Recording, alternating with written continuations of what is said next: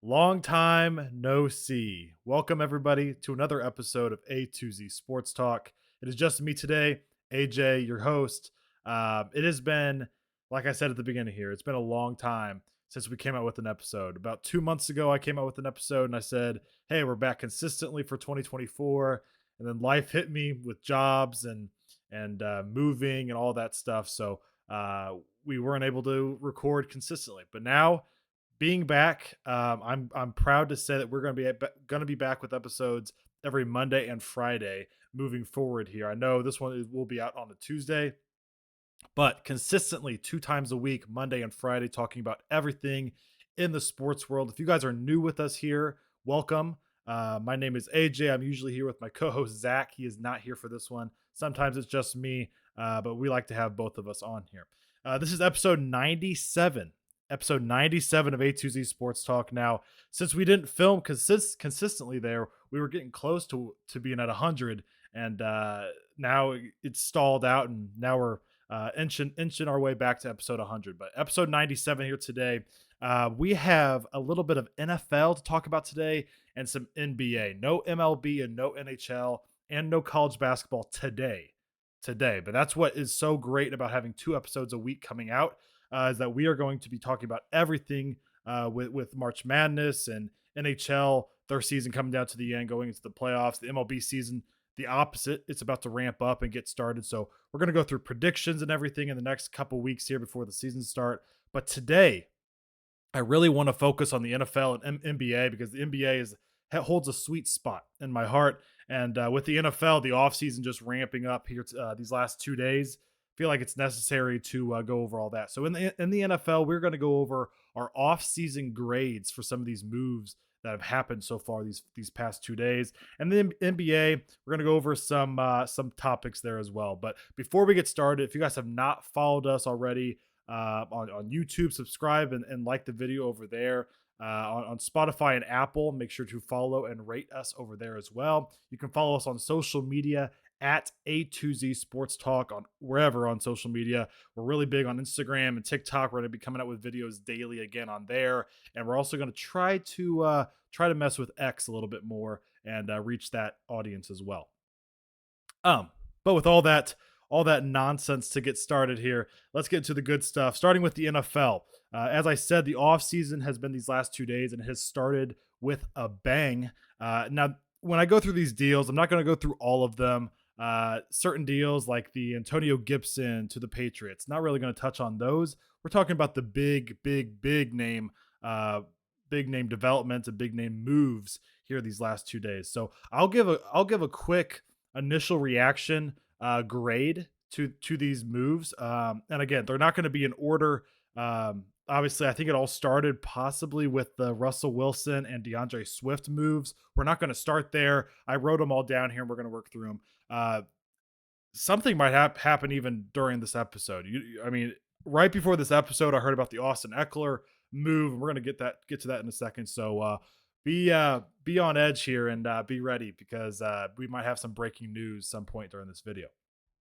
Let's start with the Brian Burns move. Brian Burns, a 25-year-old stud for the Carolina Panthers, is being traded to the New York Giants for a fourth and fifth round pick. It's a sign and trade, so the Giants will get him 5 years, $150 million. I give this move an A. Like I said, this is a 25-year-old edge rusher that can really. I mean, he's elite, top of the league type of guy, and to have him go with Thibodeau on the other side, it's going to be a very good move, I believe, for the Giants. I'm giving that one an A. With Carolina, I know they're in a rebuild here, but that's a stud that is a ticket seller right there. So it's kind of interesting to give away a fourth or to receive a fourth and fifth round pick for a guy at the caliber of Brian Burns. Gardner Minshew is going to the Las Vegas Raiders, 2 years, $25 million. Now, it is not for sure if he's going to be the starter or if Aiden McConnell will get the job over there. Aiden McConnell kind of showed some promise actually at the end of this past season. So with that being the case, I'm giving this move a C, and that's because you don't really know. I mean, you don't know who your starter is still, and I know it's a competition type thing that they're wanting there. Gardner Minshew is a scrappy quarterback, but if we all had an idea or all have a thought about Gardner Minshew. I think we can all agree he's mid in a lot of ways. He's kind of a get you through a rough patch type of quarterback. And so that's why I'm giving him a C right in the middle there. Gus Edwards to the Los Angeles Chargers. Now, before um, I had rated this was before the Austin Eckler move. So I was thinking they're getting Austin Eckler and Gus Edwards as a backup option just in case Eckler gets hurt and to have a two-man option going on there. And I actually loved it. I gave it a B minus, or I think I gave it a B actually. Now with Austin Eckler going somewhere else here, Gus Edwards looks like he's their main guy. I don't know about the Joshua Kelly situation, but I'm sure he'll be in that mix as well unless he moves somewhere. I'm giving this a B minus. Gus Edwards is a solid running back, and I think he kind of helped his stock this last year with the Baltimore Ravens. He played very well there. So the Chargers get him for a 2-year deal. I'm giving that deal a B minus for the Chargers. Let's get to some big name players here. The Eagles. The Eagles get Saquon Barkley. They get Saquon Barkley. And the Giants losing Saquon, they get Devin Singletary.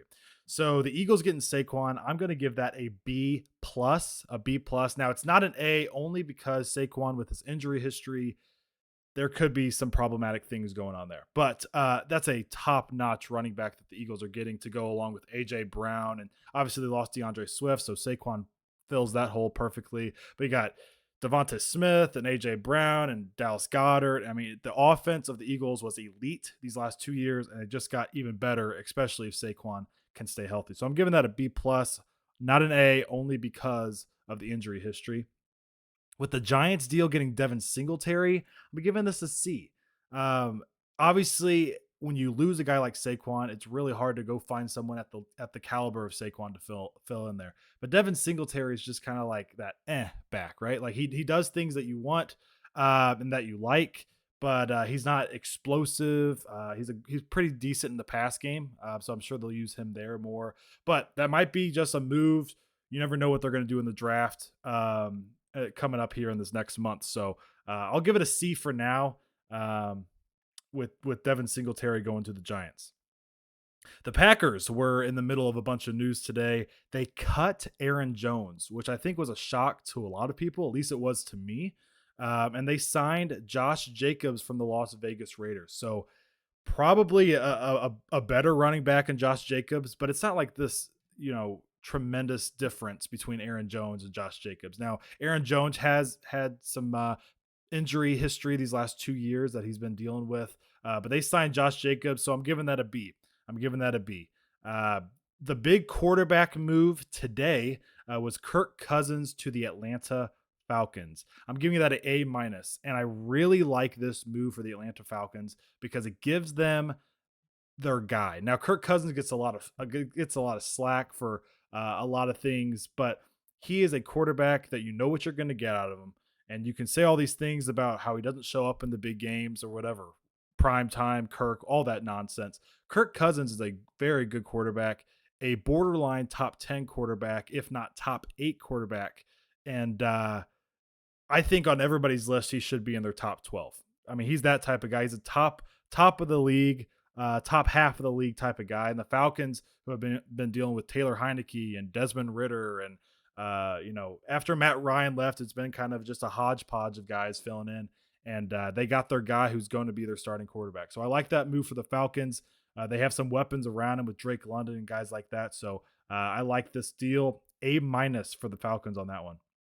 Last night, the big move was Russell Wilson to the Steelers. Russell Wilson to the Steelers. I'm giving this a B. I'm giving this a B.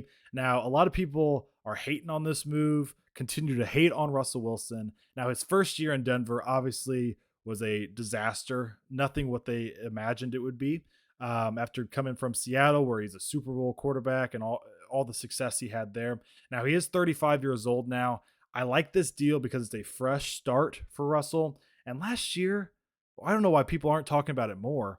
26 touchdowns, 8 interceptions. He had a very good year last year, was benched the last couple weeks where he would have had over 30 touchdowns. And he had a really good year last year. He really did. Their defense was a mess, which we thought it was going to be the opposite. We thought their defense was going to be elite and their offense was going to struggle, but it was the opposite. And Russell Wilson to the Steelers. Now, I think in my opinion, he's got to be the starting quarterback there over Kenny Pickett. Now, I think they've talked about already, they've announced there's going to be some competition there. I think Russell Wilson ends up beating Kenny Pickett out for that spot. Now, I don't know. I think this is a great move for both parties, though. I think the Steelers get a quarterback that has been there and done that, and Russell Wilson's getting a fresh start in a place that they've a team that's had a lot of prior success. You know, Mike Tomlin's over 500 record for however many years, 13 whatever years. I think is a great move for both parties. I'm giving this a B. And I, as a Seahawks fan, I'm still cheering for Russell, man. I hate all the hate that he gets, and I hope he does very well in Pittsburgh.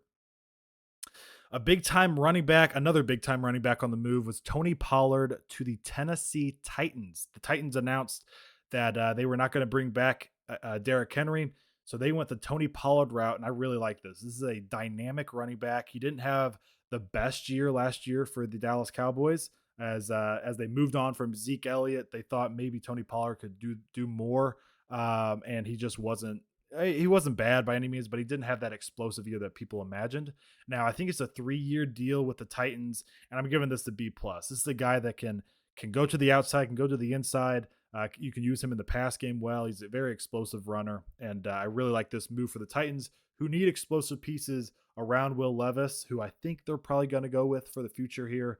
But DeAndre Hopkins still there. You needed a guy, and that's Tony Pollard. Now in the draft, they have such a high pick in the draft. I think it's the 7th pick, if I remember correctly. I think you go offensive line there. We'll kind of touch draft details as we move on here, as we move forward and get closer to the draft. But I really do like that Tony Pollard move to the Titans there. The Jaguars made 2 moves these last 2 days. They traded, I believe, a 6th round pick to the Patriots for Mac Jones. Now, Trevor Lawrence has had his injury uh, history been kind of rough these last 2 years, right?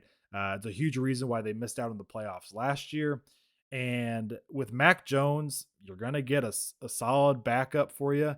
And I think it's more of an insurance type of move. Now, Mac Jones has been, well, got so much hate there in New England for his play. But as a backup in this league, I mean, that's a pretty solid backup to have. If like T Law goes down early and you need to go back Jones, I don't think you're saying like it's the end of the world type of situation, right? Obviously, that's not what you want as the Jaguars. It's just a backup option. Obviously, not what you want is Trevor Lawrence going down. Mac Jones is obviously the backup option here, and I think it's a solid backup to have. I think it could be the Jameis Winston type effect where when he's in the game, it's like you think you can win. There's a chance you can win. It's not like you're out of it completely. So I'm giving that move a B. Maybe it's a fresh start for Mac Jones where he can kind of just learn under T Law and get better that way. Maybe get us eventually back in this league. I'm giving that move a B. And then they also signed Gabe Davis. Now I've heard a couple people say they're kind of shocked by this move. I don't hate it because with the Calvin Ridley potential of losing him, Gabe Davis was never really the main guy in Buffalo because Stephon Diggs was always there. I think this could be a move where Gabe Davis, and Christian Kirk and others and that Jaguars offense could be moved up. And I don't hate this. Originally, right now, I wrote it down as a B minus. I'm going to move it to a B. I'm going to move it to a B because I talking about it now out loud on the spot. I kind of like it. I kind of like even more than I did before. So Gabe Davis and Mac Jones are Jacksonville Jaguars. A couple more moves here. Christian Wilkins to the Raiders, the big defensive tackle for the Miami Dolphins these past couple of years, one of the best in the league. To the Raiders, 4 years, 110 million. I'm giving this a B. I love this move. Him and Max Crosby together is going to be absolutely deadly in the pass game and the run game. Uh, but I'm giving this a B only because 4 years, 110 million for a defensive tackle is a lot. But I really do like that move, and I'm not willing to put it as an A. But I think it's a obviously great pickup for the Raiders, and I think he will go perfectly with Max Crosby and the rest of that defense. 2 more moves here, both running backs.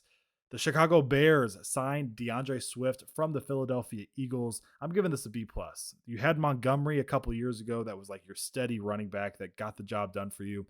And last year it was kind of just I think I used this term earlier, but it's kind of a hodgepodge of guys that kind of just filled in. And Foreman had a couple big games there at the end of the year, and guys were just kind of filling in, and you didn't have that stud. And I really, they have the first pick in the draft, and I really don't want them to go away from Justin Fields and get Caleb Williams. I really don't. I really don't. I think Justin Fields can be your guy. And to have him with DeAndre Swift, you just need to continue to build weapons around him. And this is a great first step for the Chicago Bears. I'm giving this a B plus. I'm giving this a B plus. DeAndre Swift had a very good year last year, and he can be that number one running back for you to go along with Justin Fields. Maybe even doing some RPO type action with those two could be absolutely deadly. Absolutely deadly. Both are so dynamic. Um, and the last deal here is Austin Eckler. Now this broke. This was breaking news literally right before I started filming here. But Austin Eckler to the Washington Commanders, which is just mind blowing. I believe it was a 2-year deal, and again, this is fresh in the mind. It happened about 10 minutes ago, 15 minutes ago. I'm going A immediately. Austin Eckler obviously has had some injury past, but this is the Washington Commanders team that needs offensive weapons badly. Now, I don't know what direction they're going with their quarterback. They have I think, a top 3 pick in the draft this year. So who knows where they're going quarterback wise? But this is a Austin Eckler type of guy that is going to be a top 3 running back in the league next year. I mean, he's just that type of guy. He's an elite running back, and I think it's a great move for the Commanders. Just like with the Bears signing DeAndre Swift, you need a go-to number one option type of guy that you can use in the pass game and the run game. So dynamic. Love that move for the Commanders. I'm going A. Now there's a bunch of other players left. Justin Simmons is on the defensive side is still out there, and some others. I think Jadeveon Clowney's out there, guys like that. But the two big names I'm looking to see where they go: Derrick Henry and Aaron Jones. Now, with those two guys, those are the two I'm really going to be keeping an eye on these next few days. The Dallas Cowboys are currently without a running back, a number one running back. So you'd think they would be involved in one of those guys, but reading all these reports, it's showing that they're not looking at either of them. So I don't know if that's accurate or not. But if you're the Dallas Cowboys, I would be going after one of those guys without a doubt. But yeah, that's going to wrap it up for the NFL segment here. Again, we're going to be coming out with 2 episodes a week. We're going to be covering so much more content, and it's going to be so much easier to get content out and kind of communicate with you guys and all that stuff. But moving on to the NBA, let's start with the Houston Rockets. Now, that's something I don't usually say or would say, but Alperen Sengun had a nasty injury the other night. He has had a breakout year. You can make a case he was a snub for the All-Star game.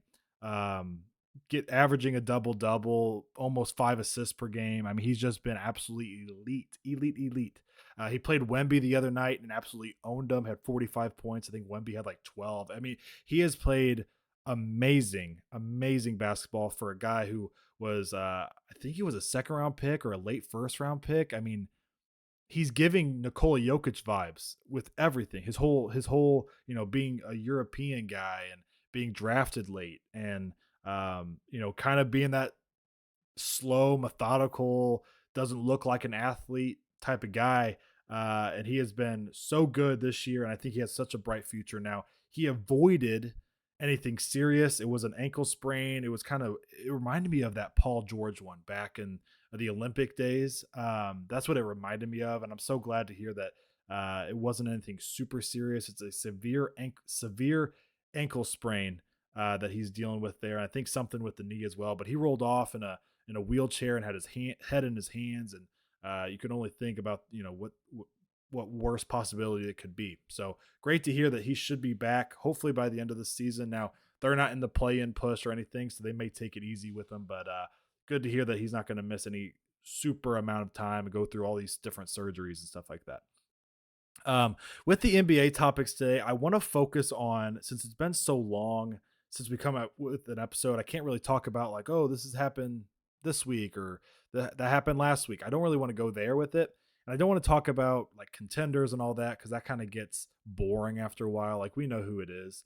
Um, I want to talk about potential sleeper teams in the East and the West, and whether it's a long-term sleeper where they can like make a deep run for this thing, or if it's like you see them in the first round, they knock you out, but they don't make a deep run type of team. And I have 4 teams, 2 in the East and 2 in the West. In the East, a long-term sleeper, meaning I think they can make a run for the conference finals. Now, the East is a little different now. They've kind of switched with the West, where the East is kind of top heavy in a way. The Boston Celtics are running away with it. The Milwaukee Bucks are starting to find their groove a little bit, getting these guys all gelling. The Cleveland Cavaliers, if they can get Donovan Mitchell healthy, I think they're a threat to go all the way as well. And then after that, the Knicks have dealt with some injuries, and the Orlando Magic are a fun young team, but I don't think they're ready for that moment yet. And then you got the Philadelphia 76ers, who have the pieces, in my opinion. They have the Maxey Embiid duo, but with Embiid being out for so long, I don't know how that's going to work. So looking at these play-in teams, my long-term sleeper team is the Miami Heat. They've been there before these last few years. They made two finals appearances. Now, I don't think it's a year where they can win it all. Would I be completely shocked if they did? I shouldn't say win it all. Go to the finals. That wouldn't completely blow my mind, right? It would shock me in the fact that besides the Celtics, I think they can beat anybody. So if they somehow, or if somebody knocked off the Celtics, that would be the big shocker. But if the Miami Heat is the 8th seed right now, if they play Milwaukee or something like that in the first round, are we really confident about saying Milwaukee? Because I'm not. Bam Adebayo has been playing amazing this year, all-star caliber type of guy. Jimmy Butler has really picked it up recently. Then you guys got guys like Tyler Hero and Duncan Robinson. Duncan Robinson's been hooping lately. You got Terry Rozier and Jaime Jaquez has been like the big shocker. Uh, top 3, top 5 rookie this year. So I like the Miami Heat long term to make a run. Now, I shouldn't say that. I shouldn't say I like them to make a long term run, but it wouldn't. If I had to pick a sleeper going into the playoffs, I really like them to do it. The other sleeper is more of a shocker type thing. Like if you see him in the first round, Cleveland is the one team I'm thinking of. Like if this team faced Cleveland, they might push them. As much as I do like Cleveland, and especially if Donovan Mitchell is healthy, that's like the big if here. He should be good to go. But my team right here is the Chicago Bulls. Now they have been the definition of mid in the NBA these last few years, with injuries and Zach Levine and Lonzo Ball being out and Vucevic not playing super well, even though he's been better lately. DeMar DeRozan is still a stud in my opinion. I love watching him play. The biggest piece here for me, you have like the championship type pieces that really help the glue guy type guys like Alex Caruso and Io DeSumo has been amazing for them, hopping in that starting lineup and kind of coming off the bench as well. But the biggest part of this whole thing is why I think they can make a team worried in the first round at least is Kobe White. In my opinion, I'll have to look at it, but he has been the most improved player in the NBA. He has been absolutely unbelievable on both sides of the ball. He's playing 36, 37 plus minutes a night, really taking over that point guard spot. And when Lonzo does make his way back, it might be a move him somewhere type of deal, type of situation, because Kobe White has taken over the city of Chicago and he's really blossomed this year. So Chicago Bulls are a team that I think, if Milwaukee faces them in the first round or Cleveland, they would be sweating it a little bit. Like they have to bring their A game to knock them off. And not even saying that Chicago would win it. Could is not the right word. Would win it. But I'm just saying I wouldn't be shocked if they make it a 6-7 game series with a couple of these teams. Boston's a whole different beast, but that's how I feel about the Chicago Bulls. Moving to the West, um, my first sleeper team, and both these teams are long-term sleepers in my opinion. The Los Angeles Lakers are the first one. Now, as a lot of buddies and fans of the podcast and everybody know, I am a huge LeBron James fan, and uh, I'm pushing bias aside right now, man. I mean, I'm telling you right now, the West is so wide open that whether it be the Warriors making it as an 8 seed after the play-in tournament and they play Minnesota, Oklahoma City, or Denver in the first round, besides Denver, who, in my opinion, even though they're the 2nd seed now or the 3rd seed currently, they're in the league of their own. I love what Minnesota's done this year, and I love what Oklahoma City has done this year. They're fun, they're exciting, and what Shea has done with Chet and Jalen Williams and Lou Dort and Giddy and all those guys they got over there, and then you talk about Minnesota with Anthony Edwards and Towns, who hopefully can be back for them. He's down right now with an injury, but Gobert has fit that team perfectly, and they're great defensively. And Mike Conley brings that veteran presence and all of that. With all of that being said, if Minnesota or Oklahoma City plays the Lakers in the first round, I'm picking the Lakers. I am. I am. You have LeBron James, who's playing at an elite level. You have Anthony Davis, who's playing at a super elite level. You have D'Angelo Russell, who's playing out of his mind right now. He's on an absolute heater. You have Austin Reeves playing well, super efficient. Can you get enough out of Rui and Torian Prince and Spencer Dinwiddie? And let's say you get Vanderbilt back and Gabe Vincent potentially. I love what this team is doing right now. They're on a hot streak. They've won 7 of their last 10. They're 6 games over 500 now. Now I don't, in my opinion, if I had to bet on it, I think they're going to not have to play in the play-in. I think they get that 6th seed. But you look ahead of them with the Suns, and I think the Suns are super dangerous when healthy. But they have some holes in their team. You talk about the Kings; they have no defensive identity whatsoever. It is just trying to outscore you, and that hurt them last year, and it's going to hurt them again this year. Because last year they just tried to get into a shootout with the Warriors, and obviously they didn't end up beating them. So that's how I feel about that's how I feel about the West with just about every matchup. I think it could come down to game 6, game 7, who knows, right? Like what elite players step up on the big stage. I think that's what it comes down to. Like is Karl Anthony Towns and Anthony Davis going to outplay LeBron James and Anthony Davis? I just don't think it's possible. Is Shea and Chet, as much as I love Chet Holmgren and I love Shea Gilgeous-Alexander, are they going to outplay LeBron and AD? I don't think it'll happen. I just don't think it will happen. The um the ability to have had past experience and success in the playoffs, and nobody's had more playoff success than LeBron James. And Anthony Davis has won a championship, and D'Angelo Russell has been in the playoffs before, and Austin Reeves has made a deep run last year. And guys like Rui, that was such great experience. This is a young Timberwolves team and young Oklahoma City Thunder team that they both have such a bright future, but I don't see this year being their year. I really don't. And I think Los Angeles Lakers may stand in one of those teams' way. My other long-term sleeper here is the New Orleans Pelicans. Now, I've talked about or mentioned every team in the West besides the Pelicans, or in the race, besides the Pelicans and the Clippers. And they're sitting at the 4 and 5 seed respectively right now. The Clippers at the 4, the Pelicans at the 5. And both of those teams definitely have a case of making a run. They definitely do. Now, the Pelicans are my long-term sleeper because I think they're a sleeper to make a Western Conference Finals. I said earlier how Denver is kind of in a league of their own, even though they're the 3 seed.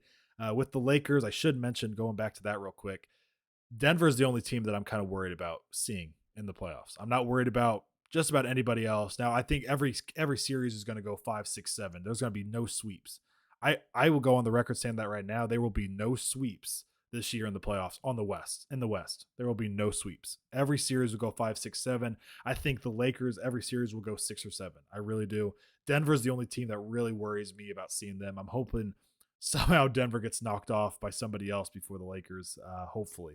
But with the Pelicans, they just are so deep with Zion and BI and CJ McCollum and Valanciunas, and Trey Murphy's been great, and Herb Jones has had a great year. But with me, I do believe they can make a Western Conference final. But to do that, I think Brandon Ingram needs to be assertive, or Zion needs to be assertive. There's been so many games, especially recently in this run, where this last push of the season, where Brandon Ingram has kind of taken the back seat some nights. And not saying he's shooting inefficiently or like should stop shooting the ball, but for being such an elite scorer, like a top 5 scorer when he's going and when he's hot, and when he's confident and taking high volume shots, certain nights, he's a top 5 scorer in the league. And for him to go like 3 for 8 or 6 for 10, like he needs to take a bulk of these shots. And in my opinion, he's the number 1 guy there, and Zion's the backup, the second option. But with that being said, one way or another, however you feel in the situation, Zion, if you feel Zion should be the number one, he should be the number one. I just don't know if they have that identity of we know who we're going to go to at the end of the game.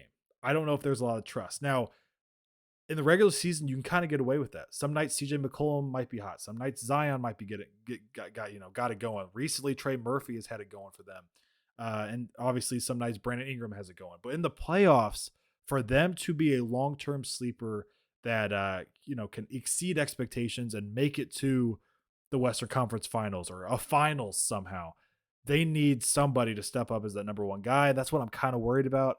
But I am putting them as a long term sleeper because I think they can figure that out. Um, but man, are the playoffs are they're gonna be so fun. They're gonna be so fun in the East and the West. I mean, the Celtics are in a league of their own, and the Nuggets are in a league of their own. In my opinion, those are the two teams that if I had to pick two teams right now who are going to make the finals, I would probably pick those two. But if Denver gets knocked off, it would not surprise me if the Timberwolves or the Thunder get knocked off. It would not surprise me if the Cleveland Cavaliers, if Donovan Mitchell is healthy, if they make a finals run, it would not surprise me. That's what's so awesome about the NBA right now, and it gets too much hate for so many reasons. But the league is in a great spot. We've had 5 different winners the last 5 years, and I think we may have a different one this year.